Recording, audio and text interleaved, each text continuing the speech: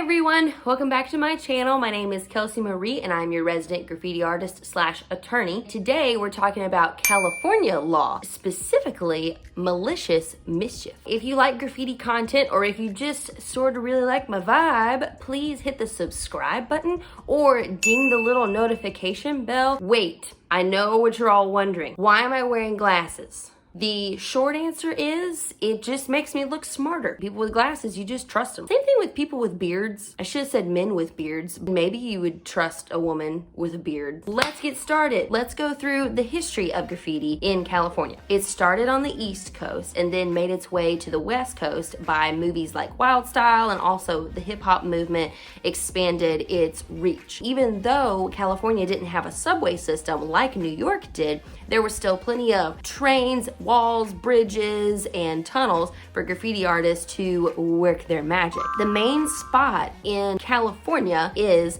the LA River, but you also kind of see the downside of graffiti. In the 1990s, there were drug deals and shootouts, and I think people found dead bodies. I can kind of see why it has such a bad name, but I did want to mention something that was pretty, I'm not going to say great, interesting. The group MTA stands for Metro Transit Assassin. They had a tag that was 2,000 feet long and 60 feet high. They had to get the army and the sheriff's office to come together to paint over it. That took some serious dedication. But now let's get to the law. The law that governs this is Penal Code 594A. It says every person who maliciously commits any of the following acts with respect to any real or personal property, not his or her own, in cases other than those specified by state law, is guilty of vandalism. 1. Defaces with graffiti or other inscribed material.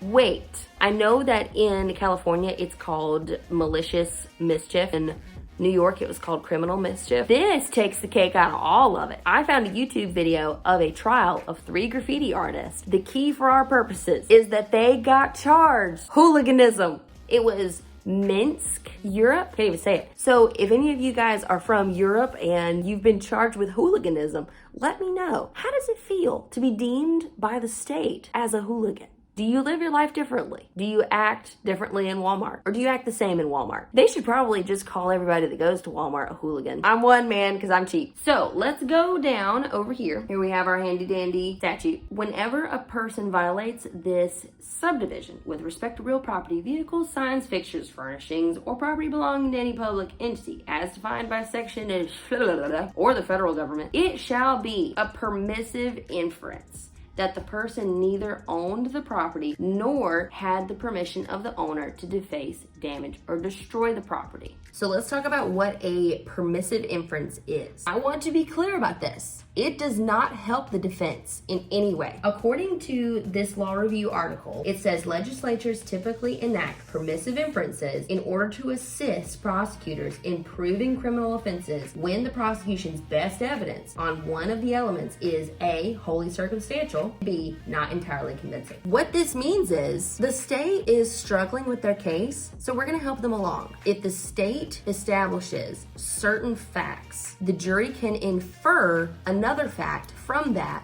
has not been established in court. Let's say that the graffiti artist, 1, was found spray painting on a residence. 2, he had a ski mask on. 3, it was at night. And then let's say 4, we found that his driver's license has a different residence. With all those 4 facts, the jury would be able to infer that that house was not his property. So the defense, he's gonna have to either make that his defense, that it was his property, or that he had the permission of the owner to draw on that residence. To draw whatever hellacious thing that he decided to draw on his garage door. Let's talk about our favorite part, the punishment. If we look at section C of 594, upon conviction of any person under this section for acts of vandalism consisting of defacing property with graffiti or other inscribed materials, the court shall, when appropriate and feasible, in addition to any punishment imposed under subdivision B, order the defendant to clean up, repair, or replace the damaged property himself.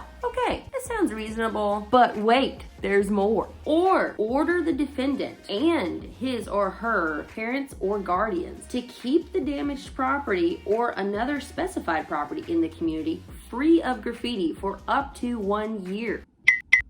What? So what that says to me is, if I have little Jimmy and little Jimmy thinks that it's cool to go and draw upon somebody else's walls, when I have already told little Jimmy that he can draw on any of these walls except for with boogers. If you put your own boogers on the wall, that's not graffiti, that's not art, that's crap. If little Jimmy is 16 years old and he wants to go graffiti and the court orders little Jimmy to go and monitor that wall for a year or whatever, you, mama or dad, are gonna have to go with them and monitor that stupid wall. I realize that the court could put you in jail for 364 days. Either go to jail for 364 days or monitor this wall. Either is not ideal. But what's really not ideal, let's say little Jimmy goes back down to the LA River where he graffitied and he has to paint over it. And then another artist comes along and paints the wall because he knows that little Jimmy is just gonna paint over it. And this heifer never gets caught for some dumb reason. Jimmy's constantly under the bridge. Well, he's spending a year with drug addicts, people who potentially could shoot him. So we're putting little Jimmy in harm's way for a whole year. It might not be very advantageous for little Jimmy. I mean, heck, he might even be safer in jail. They probably feed them dog food in there. I think there could be a better alternative. They could do community service as well, which I think that would be great. Future son or daughter, you can draw on all of our walls. If you draw on somebody else's wall, you listen. I might not be able to see where you are right now. You listen. That's not cool. You're gonna be doing some serious lawn mowing or car washing or what have you. Dime